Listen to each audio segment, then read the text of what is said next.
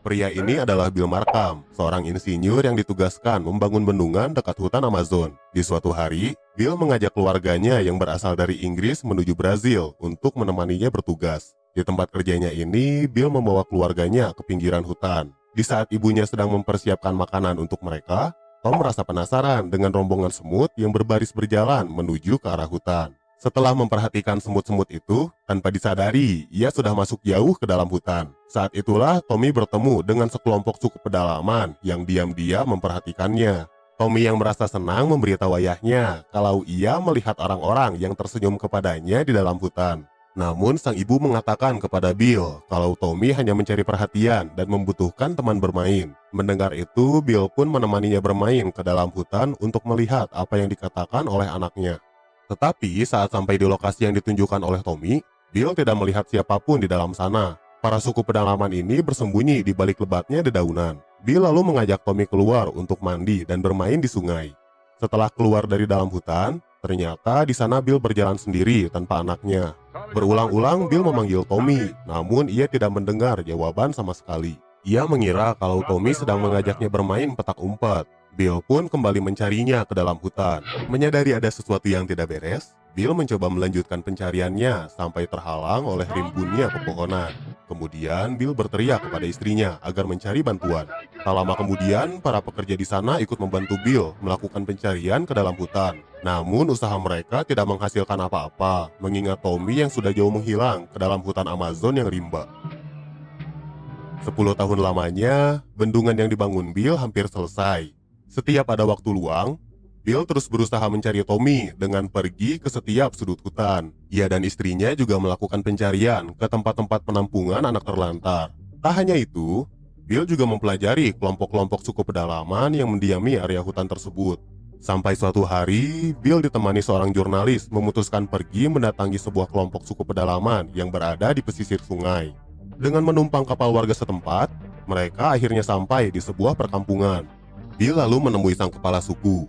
Ia menanyakan informasi tentang suku yang menggunakan anak panah yang ia temukan saat anaknya diculik. Sang kepala suku menyatakan bahwa anak panah ini milik suku Tak Kasat Mata. Suku ini biasa melakukan perburuan di hutan seberang sungai desa ini. Mendengar hal tersebut, Bill dan si jurnalis segera melakukan perjalanannya. Sementara itu di dalam hutan, seseorang dari suku pedalaman sedang mengajari anaknya berburu. Mereka adalah Tommy dan kepala suku Tak Kasat Mata. Selama ini Tommy dibesarkan oleh kepala suku selayaknya biji malika. Ia diajari cara berburu hewan, baik di darat maupun di dalam air. Di perjalanan pulang, mereka berpapasan dengan kelompok suku lain yang mereka sebut sebagai orang-orang kanibal. Mereka biasanya memburu suku Tommy untuk dijadikan santapan. Tapi Tommy dan sang kepala suku berhasil meloloskan diri dan sampai di desanya dengan selamat. Kemudian sang kepala suku mengumpulkan para pria di desa itu agar mempersiapkan diri karena suku kanibal sudah semakin dekat dengan kampungnya. Setelah pertemuan selesai, Tommy lalu pergi ke sungai untuk mandi. Saat itu, ia bertemu dengan gadis manis yang berhasil memikat hatinya. Ketika sedang menggoda gadis itu, tiba-tiba sang kepala suku datang menjemput dan berkata kalau kematian Tommy telah tiba. Tommy hanya bisa terdiam setelah mendengar hal itu dari orang yang sudah ia anggap sebagai orang tuanya sendiri. Sang ketua suku lalu mengumumkan kalau upacara kematian Tommy akan segera dimulai. Tommy kemudian dibawa dan harus menghabiskan malamnya dengan menahan kesakitan.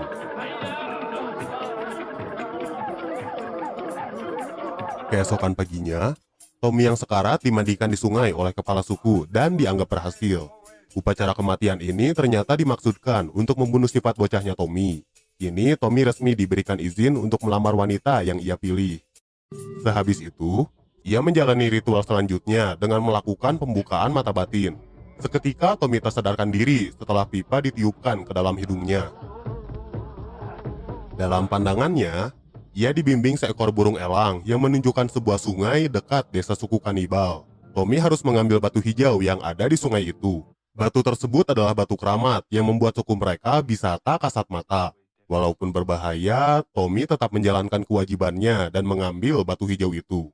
Di waktu yang sama, Bill dan si jurnalis sampai di sebuah sungai. Mereka menemukan sebuah perangkap ikan di sana. Hal itu membuatnya yakin kalau mereka sudah semakin dekat dengan kediaman suku Tak Kasat Mata. Akhirnya mereka memutuskan untuk bermalam di sana. Lalu di malam hari, Bill menyalakan kembang api untuk memancing keluar suku pedalaman. Memang sih suku pedalaman itu ada yang keluar, tapi itu bukan suku yang mereka cari, melainkan suku kanibal. Mereka kemudian ditangkap dan dibawa untuk diserahkan kepada kepala suku. Sesampainya di desa suku kanibal, Bill yang menguasai bahasa mereka langsung menanyakan informasi tentang suku tak kasat mata. Kepala suku kanibal mengatakan kalau mereka adalah suku yang dagingnya sangat maknyus. Mengetahui mereka adalah suku kanibal, Bill kemudian menembakkan senjatanya. Ia pun terpaksa melarikan diri dan meninggalkan si jurnalis. Sambil kokosehan, Bill terus menderedet suku kanibal yang terus mengejarnya. Tapi sayang, Bill lupa mengaktifkan aimbotnya. Alhasil semua tembakannya pun meleset. Ia semakin kewalahan menghadapi mereka dan harus terkena panahnya Mia. Bill terus berlari sampai terperosok ke dalam jurang dan membawanya ke tepi sungai. Di sana ia terkejut karena melihat suku pedalaman lain, yang mana itu adalah Tommy. Bill langsung menembakkan senjatanya ke arah Tommy. Ia mengira kalau Tommy adalah salah seorang suku kanibal yang mengejarnya. Saat Tommy ingin membalas serangan Bill, seketika ia teringat masa kecilnya dan mengenali sang ayah. Pertemuan mereka harus terhenti sesaat karena suku kanibal datang mengejar. Di tengah pertempuran, Bill menyadari kalau itu adalah anaknya yang selama ini ia cari-cari. Sambil dikejar-kejar suku kanibal, Tommy pun segera membawa Bill meninggalkan tempat itu. Akhirnya Tommy berhasil mencapai kediamannya sambil menggendong Bill yang tak sadarkan diri. Di sana Tommy disambut dengan bahagia oleh sukunya karena ia telah berhasil membunuh suku kanibal. Tommy juga berhasil mendapatkan batu keramat yang ia cari. Kemudian Tommy memberitahu sang kepala suku kalau ia membawa pria yang sering ia temui dalam mimpinya. Ternyata anggota suku yang menculik Tommy dulu masih mengenali Bill yang mereka sebut sebagai Daddy. Di sana Bill mengalami demam tinggi akibat luka yang ia derita. Sang kepala suku pun melakukan pengobatan kepada Bill. Pada malam harinya ketika Bill bangun, ia menanyakan kepala suku kenapa dia menculik anaknya. Si kepala suku berkata kalau suatu hari mereka melihat Bill dan Tommy. Suku pedalaman memanggil mereka dengan sebutan manusia rayap karena suka melahap habis semua pohon di hutan. Awalnya mereka berencana membunuh Bill dan Tommy, namun mereka semua berubah pikiran setelah melihat senyumnya Tommy yang begitu tulus. Di tempat lain, kepala suku kanibal sedang mencoba menggunakan senjata milik Bill. Namun karena tidak bisa menggunakannya, mereka pun pergi ke pinggir hutan dan menemui sekelompok pemburu ilegal. Mereka berencana menukar kulit macan dengan peluru, tapi kepala pemburu ini malah menolaknya. Ia menjelaskan dengan bahasa isyarat, kalau mereka ingin mendapatkan peluru, mereka harus membawakan banyak gadis-gadis dari pedalaman. Setelah mereka mengerti dan menyetujuinya, para pemburu ini memberikan mereka banyak peluru untuk memburu gadis-gadis suku pedalaman.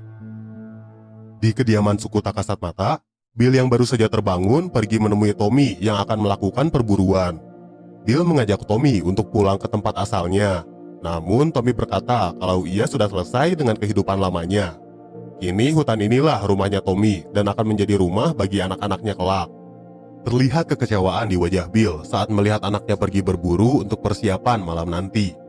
Setelah selesai berburu, para warga desa mengadakan acara, yang mana itu adalah pesta pernikahan Tommy. Raut kesedihan kembali muncul di wajah Bill karena anaknya yang telah lama hilang tiba-tiba malah menikah. Di sela-sela itu, sang kepala suku menawarinya untuk tinggal di sana. Namun Bill menolaknya karena harus pulang ke tempat keluarganya sedang menunggu. Sebagai upacara perpisahan, sang ketua suku memberi hadiah kepada Bill. Ia meniupkan pipa ke kedua lubang hidungnya sampai pingsan.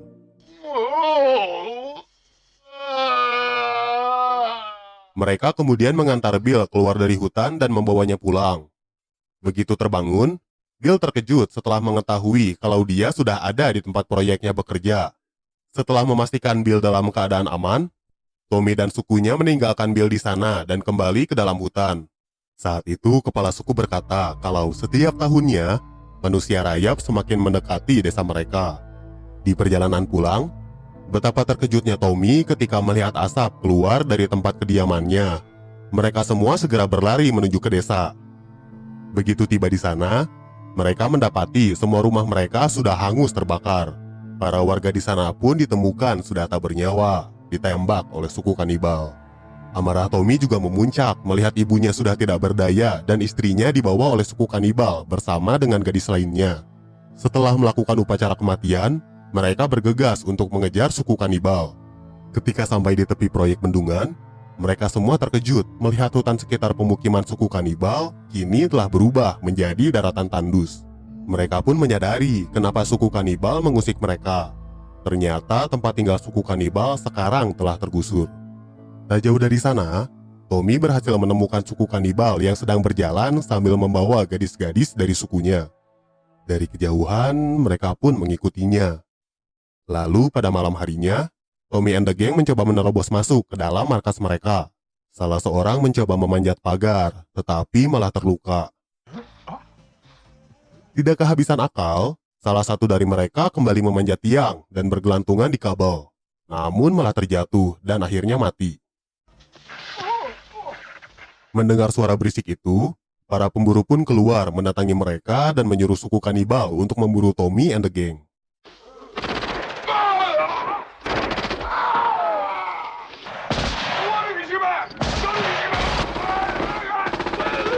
Kejadian ini ikut menewaskan sang kepala suku yang terkena tembakan. Sebelum kematiannya, sang kepala suku meminta Tommy untuk melakukan upacara pemakaman kepada semua anggota suku yang telah mati. Warga yang tersisa membawa jasad sang ketua pulang, sementara Tommy pergi ke ujung hutan untuk meminta bantuan Bill. Tommy berlari menyusuri jalan yang dulu pernah ia lewati sewaktu kecil. Setelah sampai di tepi sungai, Tommy segera mengambil perahu dan pergi ke kota. Bermodalkan ingatan masa kecilnya, Tommy kemudian mencari Bill ke sebuah apartemen. Melihat Tommy yang tiba-tiba muncul di luar pintunya, Bill dan istrinya langsung memeluk Tommy yang telah hilang selama lebih dari 1 dekade. Tommy bercerita tentang keadaan tempat tinggalnya dan meminta pertolongan Bill untuk menyelamatkan para gadis yang diculik oleh pemburu. Bill pun langsung mengumpulkan keberanian dan mendatangi tempat di mana para gadis pedalaman ini diculik. Dengan santuy, Bill masuk ke dalam untuk memberitahu para gadis tentang rencana penyelamatannya. Sedangkan Tommy dan teman-temannya menyusup lewat pintu belakang. Setelah para gadis berhasil dikeluarkan, Bill pun beraksi dan berhasil menumbangkan para pemburu yang ada di dalam sana.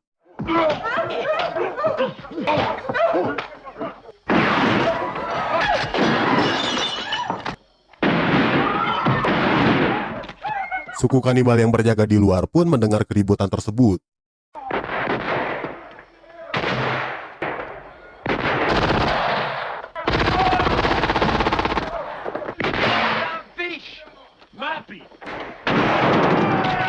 Beruntung, suku kanibal berhasil dikalahkan. Keesokan paginya, mereka melihat proyek bendungan dari tepi hutan. Di sana, Bill mengatakan kepada Tommy putranya kalau ia menyesal telah ikut membantu orang serakah menggunduli hutan. Tommy kemudian mengatakan kepada Bill kalau ia akan menyuruh para katak untuk bernyanyi agar turun hujan lebat dan membuat bendungan itu hancur. Bill pun memeluk putranya sebelum say goodbye. Asik. Tommy dan sukunya yang tersisa kemudian melakukan sebuah ritual.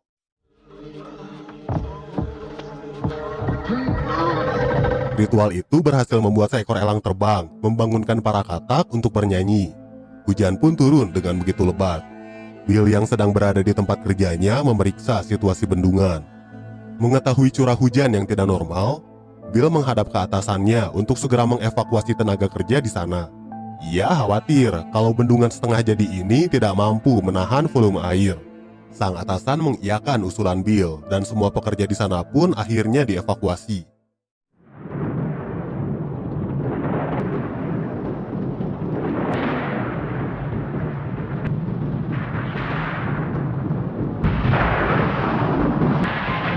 Bendungan pun jebol dihantam oleh banjir tersebut. Setelah semua berlalu, para pria dari kota diajak Tommy untuk tinggal bersamanya di dalam hutan. Tommy menjodohkan gadis-gadis sukunya kepada pria-pria ini. Namun masih ada beberapa wanita yang belum mendapatkan pasangan. Istrinya menyuruh Tommy agar menikahi para wanita itu. Akhirnya mereka semua hidup dengan bahagia dalam damai. Tamat. Ending yang hilang di hutan berakhir enak-enak. Film ini diangkat dari kisah nyata mengenai seorang anak yang diculik oleh suku pedalaman Amazon di tahun 1972. Selama 10 tahun, akhirnya ia berhasil ditemukan. Tetapi berdasarkan keterangan si ayah, anaknya ini sudah menjadi bagian dari suku pedalaman. Maka ayahnya memberitahukan media kalau anaknya ini sudah tewas. Setelah nonton film ini, Otong bersyukur aja sih kalau hutan-hutan di negara kita masih rimbun. Sekian alur cerita film Emerald Forest yang bisa Otong ceritakan. Jika ada saran, rekomendasi film, atau kritik sekalipun, bolehlah dilampiaskan di kolom komen. Terima kasih sudah menonton. Dimanapun kalian berada, semoga selalu santuy. Otong undur diri dan jangan lupa subrek,